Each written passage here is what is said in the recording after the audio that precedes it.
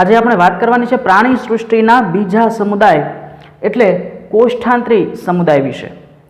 આ સમુદાયના પ્રાણીઓને દંશકો તરીકે પણ ઓળખવામાં આવે છે। દંશકો નામ ઉપરથી આપણને એના અમુક લક્ષણોનો ખ્યાલ આવી જાય। કોષ્ઠાંત્રી સમુદાય જે છે શા માટે એને કોષ્ઠાંત્રી કહેવામાં આવે છે એ વાત આપણે પછી કરશું। અત્યારે જોઈએ કે દંશકો એવું નામ એને શા માટે આપવામાં આવે છે। તો દંશકો મતલબ કે દંશ ધરાવતા હોય।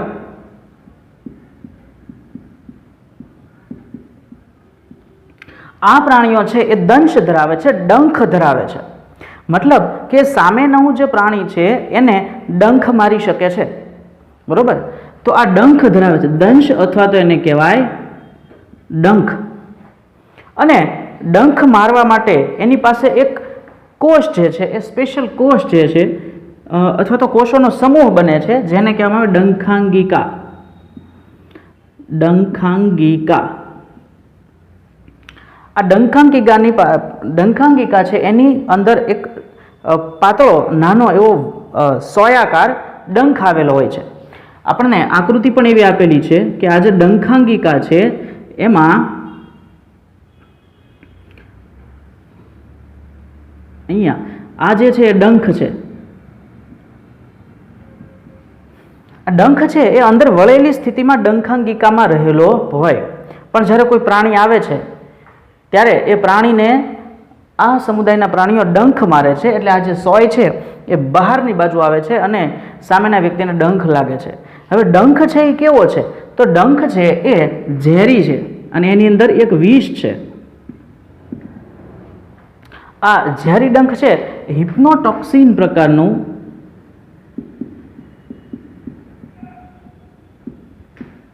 વિષ છે એ ધરાવે છે। શા માટે આ પ્રાણીઓ આવો ડંખ ધરાવતા હશે? તો આ ડંખ જે છે એની મદદથી ત્રણ પ્રકારના કાર્યો એ કરે છે। એક તો ખોરાક જે છે એને મેળવે છે અને મુખ્ય બે કામ કયા છે? તો મુખ્ય બે કામ જે છે એમાં ભક્ષણ અને રક્ષણ। તો હમણાં વાત કરી ખોરાક મેળવે છે એ મુખ્ય કામ ભક્ષણનું અને બીજું રક્ષણનું। જો નાનું પ્રાણી હશે તો એને ડંખ મારી અને એને મૂર્છિત કરી દેશે અને એનો ખોરાક તરીકે ઉપયોગ કરી લેશે। જો મોટું પ્રાણી હશે તો એને ડંખ મારે એટલે પ્રાણી મૂર્છિત થાય અથવા તો એ ડંખની દર્દને કારણે એ પ્રાણી છે એ ત્યાંથી દૂર વયું જાય। અને ત્રીજું આનું કામ જે છે એ છે સ્થાપન। ઘણીવાર આ દંશકો એની પાસે આ દંશકો જે છે આ સૂત્રાંગો હોય છે, આ સૂત્રાંગોની મદદથી એ આધાર સાથે ચોંટી શકે છે, બરાબર। હાઇડ્રામાં પ્રચલન માટે એ જે સૂત્રાંગો છે એની મદદથી એ આધાર સાથે ચોંટી અને મૂવમેન્ટ કરી શકે છે, એક જગ્યાએ બીજી જગ્યાએ જઈ શકે છે। તો ત્રણ પ્રકારના સ્થાપન થઈ શકે છે, રક્ષણ અને ભક્ષણની પ્રક્રિયા પણ આ સૂત્રાંગો કરી શકે છે અને સૂત્રાંગો પાસે દંશકો ડંખકોષો ડંખાંગિકા હોય છે। આમ તો પ્રાણીના શરીર આખા શરીર પર હોય છે પણ મોટાભાગે જે સૂત્રાંગો જે છે એની ઉપર એ વધારે હોય છે। દાખલા તરીકે આપણે કોઈ એક પ્રાણીની વાત કરીએ, હાઇડ્રાની વાત કરીએ તો હાઇડ્રાના સૂત્રાંગો છે।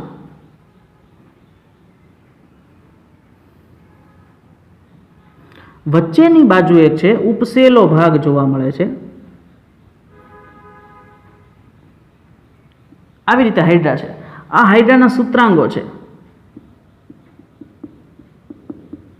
અને સૂત્રાંગો છે એ આવા ડંખ કોષો ડંખાંગિકા ધરાવતા હોય છે, આખા શરીર પર હોય પણ મેક્સિમમ માત્રામાં વધારે માત્રામાં સૂત્રાંગો હોય। એટલે સૂત્રાંગોનું કામ શું છે? તો કે સ્થાપનનું, રક્ષણનું અને ભક્ષણનું આ ત્રણેય કાર્યો જે છે એ સૂત્રાંગો દ્વારા થાય છે। હવે આ પ્રાણીઓ કઈ રીતે પહેલાં તો એનું નિવાસ સ્થાન ક્યાં છે એ જોઈએ। તો નિવાસ તો બધા જ પ્રાણીઓ જલીય છે, પાણીમાં રહેવાવાળા પ્રાણીઓ છે, જલીય, પણ એમાંથી મોટા ભાગના દરિયાઈ છે,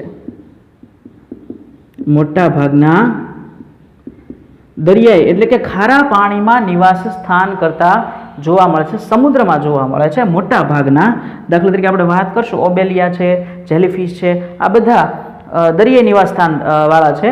થોડાક જ એવા છે જે મીઠા પાણીમાં વસે છે અને આ મીઠા પાણીમાં રહેવાવાળા પ્રાણીનું એક ઉદાહરણ છે હાઇડ્રા, અથવા તો એને જળવ્યાળ તરીકે ઓળખવામાં આવે.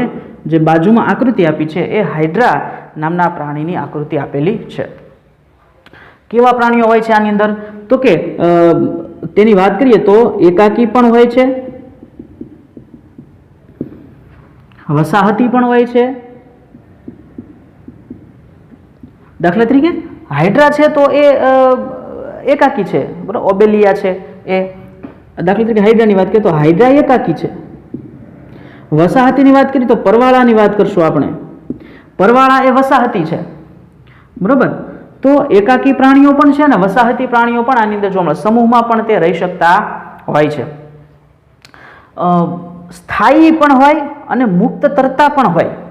સ્થાયી પણ હોઈ શકે અને મુક્ત રીતે તરતા પણ હોઈ શકે. આપણે ઓબેલિયા નામનું પ્રાણીની વાત કરશું તો એ પોતાની પુષ્પક અવસ્થામાં સ્થાયી છે. હાઇડ્રા મોટે ભાગે સ્થાયી છે. જો કે હાઇડ્રા એક જગ્યાએ બીજી જગ્યાએ મૂવમેન્ટ પણ કરી શકે છે.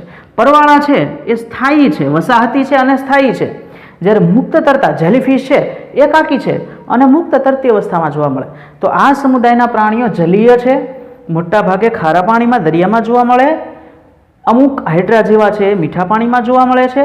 એકાકી પણ છે, વસાહતી પણ છે, સ્થાયી પણ છે અને મુક્ત રીતે તરતી અવસ્થાના પ્રાણીઓ પણ આની અંદર જોવા મળે છે, બરાબર. શરીરની વાત કરીએ સમમિતિની. શરીરની સમમિતિ કેવી છે? તો સમમિતિમાં અરીય સમમિતિ ધરાવે છે.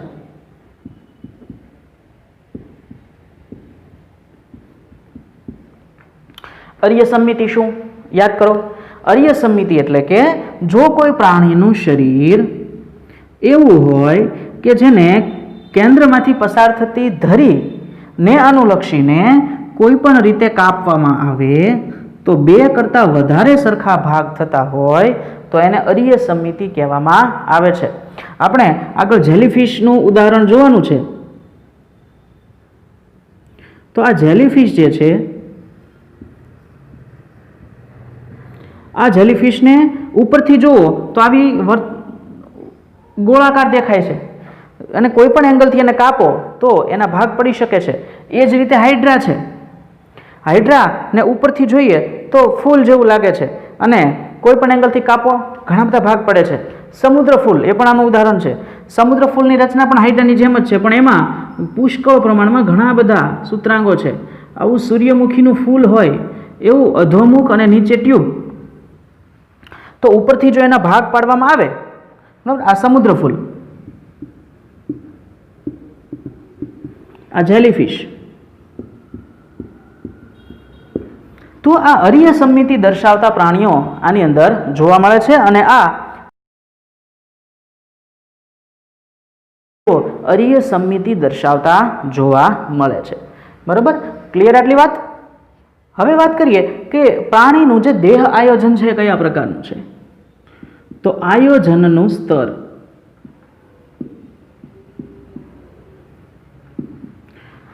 આપણે આની અગાઉ જે સમુદાય ભણ્યા, સછિદ્ર સમુદાય, એમાં કોષો માત્ર સમૂહમાં રહે છે, ભેગા રહે છે, એકબીજાની સાથે શ્રમ વિભાજનની દ્રષ્ટિએ કોઈ રિલેશન હોતું નથી, એટલે તેઓને આપણે કોષ સ્તરીય આયોજન કીધું હતું.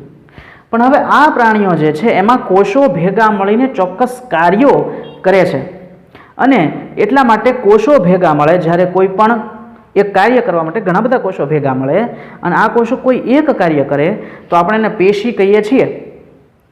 અહીંયા સુધીની ડેવલપમેન્ટ જે છે એ આની અંદર થયેલું છે.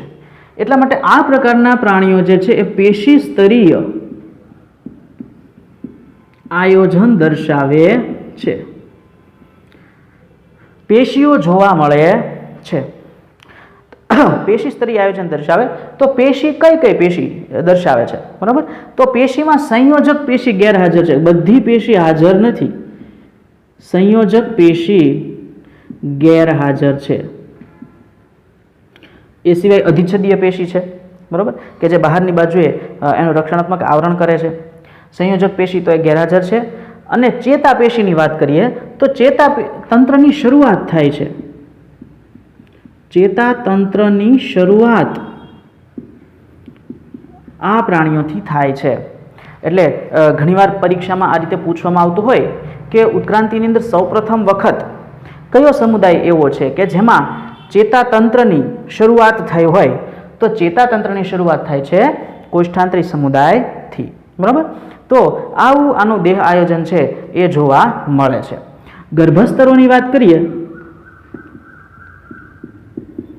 તો આ પ્રાણીઓ છે એ દ્વિગર્ભસ્તરીય જોવા મળે છે. મતલબ કે ગર્ભની અંદર બે જ આવરણ છે, બાહ્ય ગર્ભસ્તર અને અંતઃગર્ભસ્તર, અને એની વચ્ચે કેન્દ્રમાં પોલાણ ગુહા. તો બે જ ગર્ભસ્તર છે, એટલા માટે આ પ્રાણીઓને દ્વિગર્ભસ્તરીય પ્રાણીઓ તરીકે ઓળખવામાં આવે છે. શરીર કેવું છે? તો આપણે હમણાં હાઇડ્રાની વાત કરી હતી, તો આપણે હાઇડ્રાને જ લઈએ.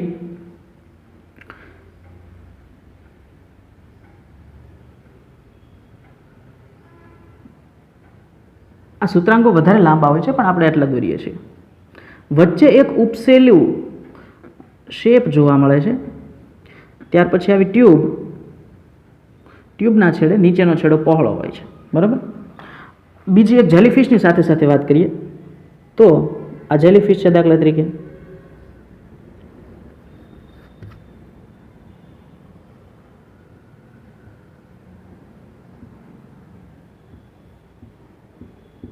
બરાબર.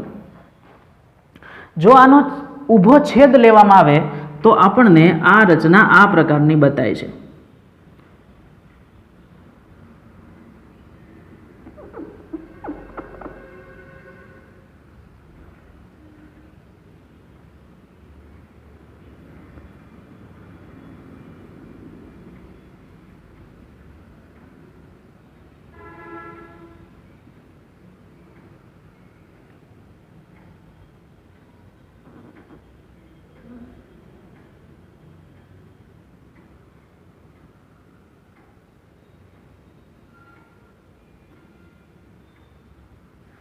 બરાબર. આવી રચના દર્શાવાય છે.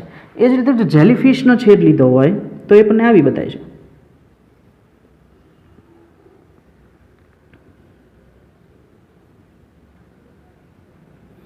આવી બતાય છે. બરાબર. અહીંયા જોઈએ તો જે વચ્ચેના ભાગમાં એક આ ઉપસેલો ભાગ મેં કીધો તો આ ભાગને મુખ પ્રદેશ કહેવામાં આવે છે, પણ અહીંયા આને આપણે કહીશું અધોમુખ.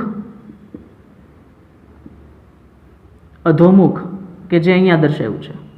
એ જ રીતે આવું અધોમુખ જે છે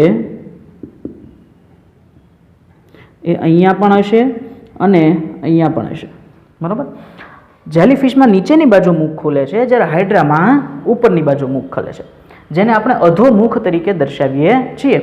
હવે અધોમુખ જે છે એ કેવું છે તો કે એક જ છેડેથી ખુલે છે, માત્ર એક જ છેડેથી ખુલ્લું છે, બાકીનું આ બધું છે નળી પણ કેવી છે? બંધ. એટલે આવું અધોમુખ છે કે જે આવી રીતે નલિકા આકારમાં વેચાય છે પણ નીચેથી બંધ છે. એટલે એક જ છેડેથી આ અધોમુખ છે એ ખુલતું જોવા મળે. એટલે આની અંદર જો પાચન તંત્રની વાત, તંત્ર તો નથી પણ પાચન ક્રિયાની વાત કરીએ તો ખોરાક ગ્રહણ ક્યાંથી થાય? અધોમુખ દ્વારા. આપણે કીધું ને કે દંશકો જે સૂત્રાંગો ધરાવે છે, સૂત્રાંગોની મદદથી ખોરાકને પકડે છે અને અધોમુખની અંદર ઉમેરી દે છે, તો અધોમુખની અંદર ખોરાક આવી જશે. હવે આ ખોરાકનું અહીંયા જ પાચન થશે અંશતઃ. એટલે અંશતઃ પાચન થાય. ક્યાં? અંશતઃ. આ ગુહા જે છે શરીરની એને આપણે કોષ્ઠાંત્ર કહીએ છીએ. આનું નામ છે કોષ્ઠાંત્ર.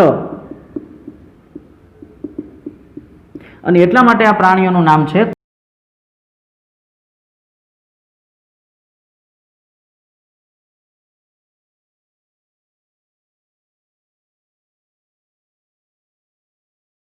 આ જે દેહ ગુહા અથવા તો કોષ્ઠાંત્ર છે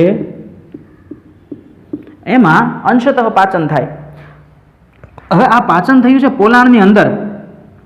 કોષોની અંદર ખોરાકના કણો હજી ગયા જ નથી, એટલા માટે આવા પ્રકારના પાચનને કહેવાય બહિર્કોષીય પાચન, કે જેમાં ખોરાક પાચન નળીની અંદર પાચિત થાય છે. આપણામાં બહિર્કોષીય પાચન છે. પાચનની પ્રક્રિયા બધી આંતરડાના પોલાણમાં, જઠરના પોલાણમાં થઈ જાય છે. ત્યાં જ પાચનની સમગ્ર પ્રક્રિયા થાય, પછી કોષો ખોરાકના કણોને પોતાની અંદર શોષે. તો પાચન તો કોષોની બહાર થાય. તો અહીંયા પણ અંશતઃ પાચન ક્યાં છે? તો કે બહિર્કોષીય દર્શાવે છે, દેહગુહામાં થાય છે, પણ કેવું? અંશતઃ. અને બાકીનું જે પછીનું પાચન છે, નેક્સ્ટ, એટલે બાકીનું પાચન કોષની અંદર થાય, અને એટલા માટે તેને અંતરકોષીય પાચન તરીકે ઓળખવામાં આવે છે. તો આ પ્રાણીઓ બહિર્કોષીય અને અંતરકોષીય બંને પ્રકારનું પાચન દર્શાવે. બરાબર. થોડુંક પાચન છે એ દેહગુહામાં થઈ જાય, પછી એ ખોરાકના કણોને અંદર લે, અને પછી કોષોની અંદર પણ પાચનની પ્રક્રિયા થાય.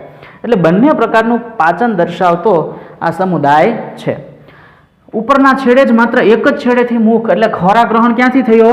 અધોમુખ દ્વારા. ખોરાક આવ્યો, પાચન થઈ ગયું, શોષણ થઈ ગયું, બહિર્કોષી અંતરકોષી થઈ ગયું. હવે જે કચરો વધ્યો, બરોબર, એટલે આ વધેલો કચરો છે એને બહાર કાઢવો પડે. તો કઈ રીતે બહાર કાઢશે? જે દ્વાર તો એક જ છે, જેના દ્વારા ખોરાક અંદર આવ્યો, બીજો કોઈ ઓપ્શન નથી, એટલે એના એ જ દ્વાર દ્વારા ખોરાક બહાર નીકળે. એટલે ખોરાક ગ્રહણ પણ અધોમુખ દ્વારા થાય છે, અને અપાચિત ખોરાક નો નિકાલ એ પણ અધોમુખ દ્વારા જ થાય છે. એટલે જ્યાંથી ખોરાક અંદર દાખલ થયો, પાચન કર્યા પછી વધેલો કચરો છે એ પણ આ જ દ્વારથી બહાર નીકળી જાય છે. બરોબર. તો આવી રચના છે આ પ્રાણીઓ પાચનના દ્રષ્ટિએ છે એ દર્શાવે છે.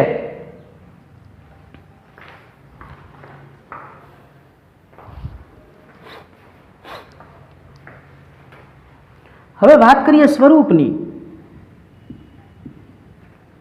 તો અહીંયા બે પ્રકારના સ્વરૂપ દર્શાવ્યા છે. બરોબર. અમુક પ્રાણીઓ છે એ આવા સ્થાયી અવસ્થા દર્શાવે છે, કે જે હાઇડ્રાની અંદર છે. આવા પ્રકારની જે સ્થાયી અવસ્થા દર્શાવે એને કહેવામાં આવે છે પુષ્પક અવસ્થા. એટલે સ્વરૂપની અંદર બે પ્રકારની અવસ્થા છે, પુષ્પક અને બીજી છે છત્રક.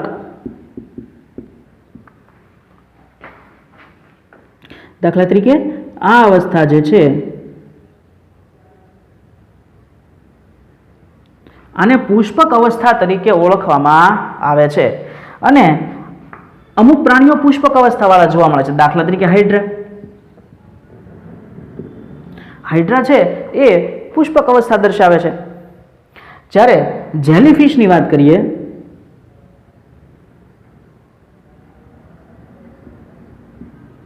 તો એ આવો છત્રી જેવો આકાર દર્શાવે છે. એટલે આને છત્રક અવસ્થા તરીકે ઓળખવામાં આવે છે. તો જેલીફિશ,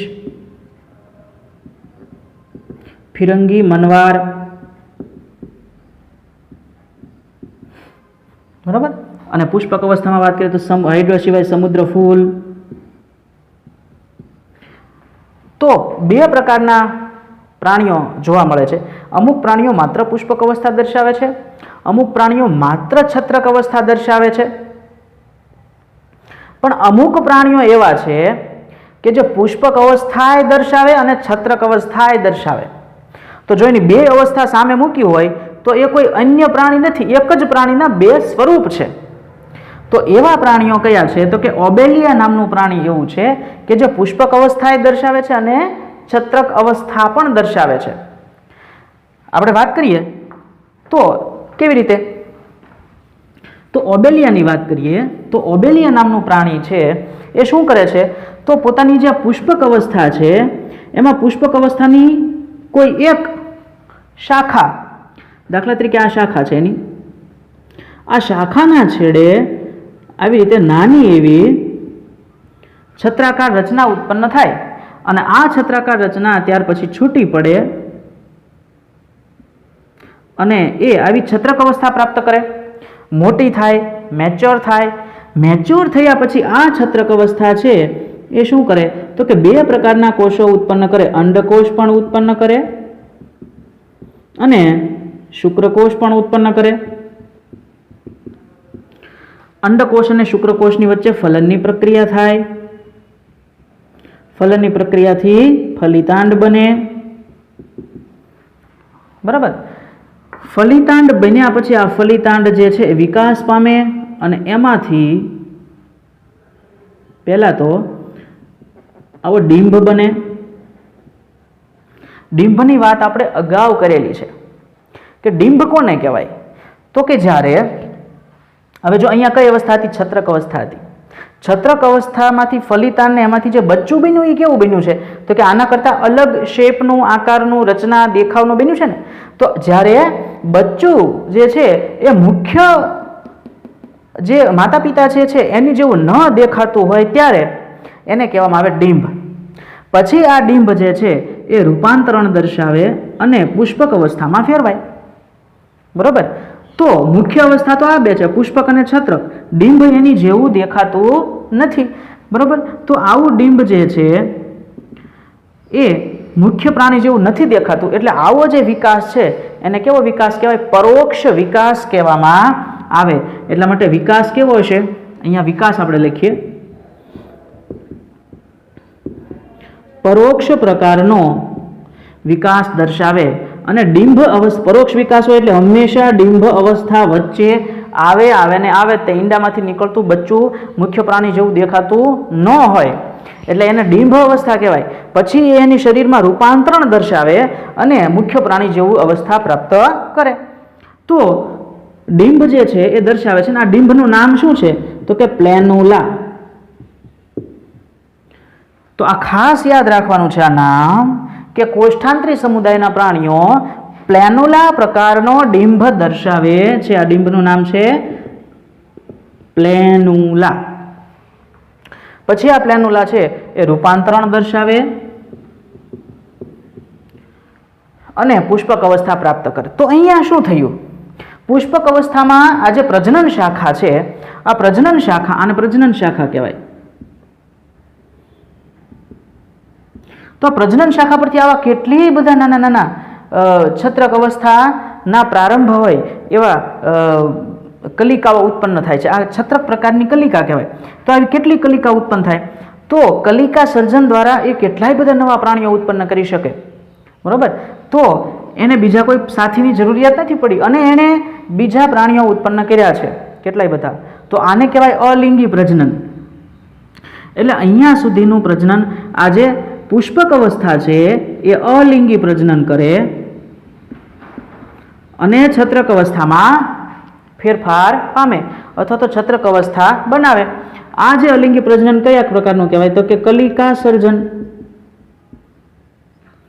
તો પુષ્પક અવસ્થા અલિંગી પ્રજનન દ્વારા છત્રક અવસ્થા ઉત્પન્ન કરે. છત્રક અવસ્થાએ પછી શું કર્યું? અંડકોષ શુક્રકોષ ઉત્પન્ન કર્યા. પછી અંડકોષ શુક્રકોષ ભેગા થયા, નર અને માદા કોષો ભેગા થાય, જન્યુ કોષો. એ કયા પ્રકારનું પ્રજનન કહેવાય? લિંગી પ્રજનન. એટલે છત્રક અવસ્થા શું કરે છે? તો કે છત્રક અવસ્થા છે એ લિંગી પ્રજનન કરે છે અને લિંગી પ્રજનન કરી અને પુષ્પક અવસ્થા પ્રાપ્ત કરે છે. તો પુષ્પક અલિંગી પ્રજનન દ્વારા છત્રક બનાવે, છત્રક લિંગી પ્રજનન દ્વારા પુષ્પક અવસ્થા બનાવે. આ રીતે એ પ્રાણીની અંદર ઓબેલિયા નામના પ્રાણીની આપણે વાત કરીએ છીએ, ઓબેલિયા. તો આ રીતે આ પ્રાણીની અંદર ઓબેલિયામાં સતત પુષ્પક માંથી છત્રક અને છત્રકમાંથી પુષ્પક અવસ્થા સતત બન્યા કરે. પુષ્પક જે છે એ અલિંગી પ્રજનન કરે, છત્રક છે એ લિંગી પ્રજનન કરીને પુષ્પક ઉત્પન્ન કરે. તો સ્ટેપ બાય સ્ટેપ પુષ્પક છત્રક, પુષ્પક છત્રક, પુષ્પક છત્રક એમ આવ્યા જ કરે ક્રમમાં, એકાંતરે. એટલા માટે આને એકાંતર જનન કહેવામાં આવે. આ પ્રકારના જે જીવન ચક્ર છે એને આપણે કહીએ છીએ એકાંતર જનન. પણ આ એકાંતર જનનને વનસ્પતિ સૃષ્ટિમાં આપણે જે જીવન ચક્રમાં એકાંતર જનન, જન્યુજનક, બીજાણુજનક અવસ્થા ભણ્યા એની સાથે સરખાવવાનું નથી. જન્યુજનક બીજાણુજનક અવસ્થામાં એકકીયમાંથી દ્વિકીય બીજાણુજનક બને, દ્વિકીયમાંથી વળી પછી એકકીય જન્યુજનક બને, જન્યુજનકમાંથી વળી પછી દ્વિકીય બીજાણુજનક બને. એટલે n to n જન્યુજનક બીજાણુજનક જન્યુજનક બીજાણુજનક જન્યુજનક બીજાણુજનક એમ એકાંતરે ચાલતી હતી. અહીંયા આ કેસ નથી. અહીંયા પુષ્પક છત્રક પ્રકારનું એકાંતર જનન છે અને અહીંયા રંગસૂત્રોની દ્રષ્ટિએ કાંઈ ફેર પડતો નથી. પુષ્પક પણ 2n છે, છત્રક પણ 2n છે. એટલે બધી અવસ્થા 2n જ છે, સ્વરૂપ બદલાય છે. પુષ્પક સ્વરૂપમાંથી છત્રક સ્વરૂપ, છત્રક સ્વરૂપમાંથી પુષ્પક, વળી પાછું છત્રક, વળી પાછું પુષ્પક, વળી પાછું છત્રક. બરોબર? તો આવી રીતે ફેરફાર થાય છે ને એટલા માટે આવા એકાંતર જનનને અનુજનન તરીકે પણ ઓળખવામાં આવે છે. અહીં સુધીનું સમજાઈ ગયું? હવે આપણે વાત કરીએ કે આ કોષ્ઠાંતરી સમુદાયના પ્રાણીઓ જે છે એની અંદર કંકાલ એટલે કે શરીરને રક્ષણ, આધાર વગેરે આપવા માટે કંઈ છે કે નહીં? તો અહીંયા બાહ્ય કંકાલની હાજરી છે. બાહ્ય કંકાલ શરીરના કોષો જે છે એ પદાર્થનો સ્ત્રાવ કરે છે કે જે કોષોની ફરતે જામી જાય છે અને આ બાહ્ય કંકાલ બને છે. આ જે દ્રવ્યનું જે જમાવટ થાય છે એ દ્રવ્ય છે calcium carbonate, CaCO3, calcium carbonate. તો શરીરના કોષો કેલ્શિયમ કાર્બોનેટનો સ્ત્રાવ કરે. આ કેલ્શિયમ કાર્બોનેટનો સ્ત્રાવ શરીરની આસપાસ જમા થાય. બરાબર? પછી પ્રાણી તો મરી જાય પણ એ કેલ્શિયમ કાર્બોનેટનું જે કવચ એને જે બનાવ્યું તે કવચ આમનામ રહે. એ કવચને આધાર રાખી એની ઉપર બીજું પ્રાણી આના જ સમુદાયનું વસે. એ વળી પાછું પોતાના અવશેષો છોડી જાય, પોતે પોતાનું કવચ બનાવે, મરી જાય, પોતાના અવશેષો છોડે. એમ ધીમે ધીમે પેઢી દર પેઢી કોષો જે છે એ પોતાના કવચ છે કેલ્શિયમ કાર્બોનેટના બાહ્ય કંકાલ એ છોડતા જાય. એની ઉપર નવી નવી પેઢીઓ વિકસતી જાય. ધીમે ધીમે એવું થાય કે દરિયાના તળિયેથી એક આખો વર્ષો લાગી જાય, એના પરિણામે એક આખો ટાપુ ઉત્પન્ન થાય કે જે આખો ટાપુ કોષ્ઠાંતરી સમુદાયના અવશેષો કેલ્શિયમ કાર્બોનેટના મૃત અવશેષોનો બનેલો હોય. બરોબર? અને આવા ટાપુને પરવાળાના ટાપુ તરીકે ઓળખવામાં આવે છે. અને કયું પ્રાણી મુખ્યત્વે આ ઘટના કરે છે? તો એનું નામ છે પરવાળા. એટલે તમે પરવાળાના ટાપુ એવું નામ સાંભળ્યું છે, પરવાળાના ટાપુ, અથવા તો કોરલ રીફ્સ આવું પણ નામ સાંભળ્યું છે. ને હિન્દીમાં મૂંગે કી ચટ્ટાન,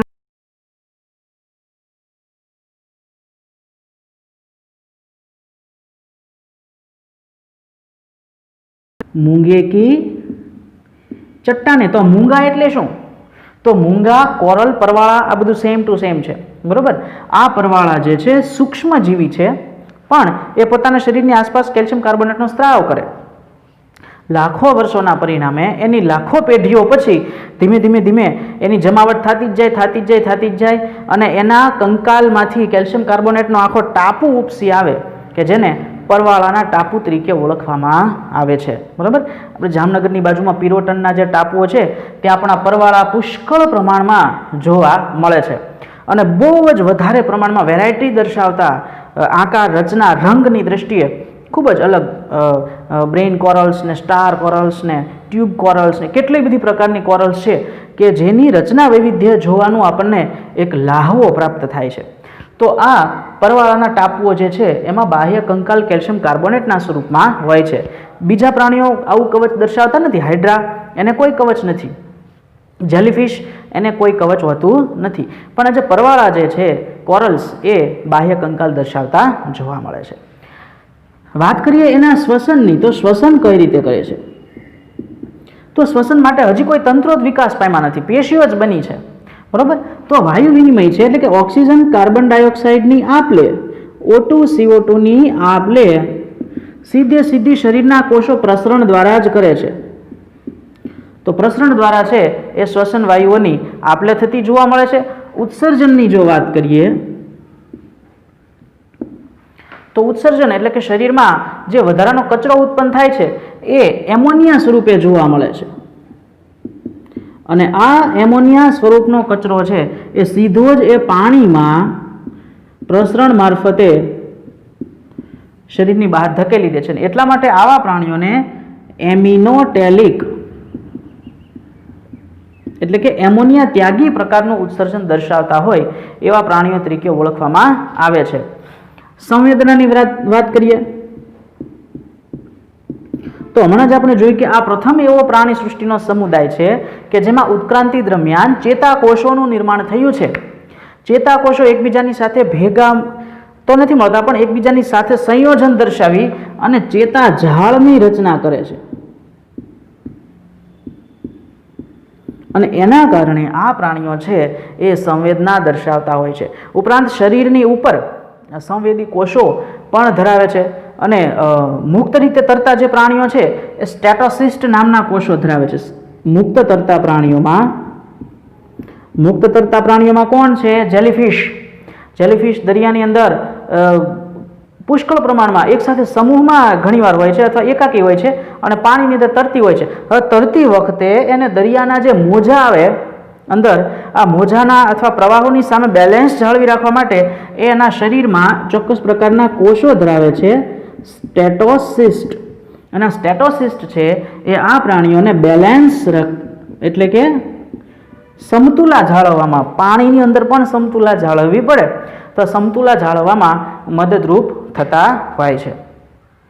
પાચનની વાત કરીએ તો પાચનની આપણે અગાઉ પણ વાત કરી કે અધોમુખ દ્વારા ખોરાક લે છે. અંદરની ગુહાને કોષ્ઠાંત્ર કહે છે. કોષ્ઠાંત્રમાં જ ખોરાકનું અંતઃકોશીય, પહેલા બહિર્કોશીય પાચન થાય, પછી અંતઃકોશીય પાચન થાય. વધારાનો ખોરાક અધોમુખ દ્વારા જ બહાર કાઢવામાં આવે છે. એટલે આ પાચન માર્ગ છે એ કેવો કહેવાય? અપૂર્ણ. કારણ કે એક જ છેડેથી ખુલે મુખ એ, અને અપાચિત કચરો કાઢવા માટેનું દ્વાર પણ એ જ છે. બરાબર. પ્રજનનની વાત કરીએ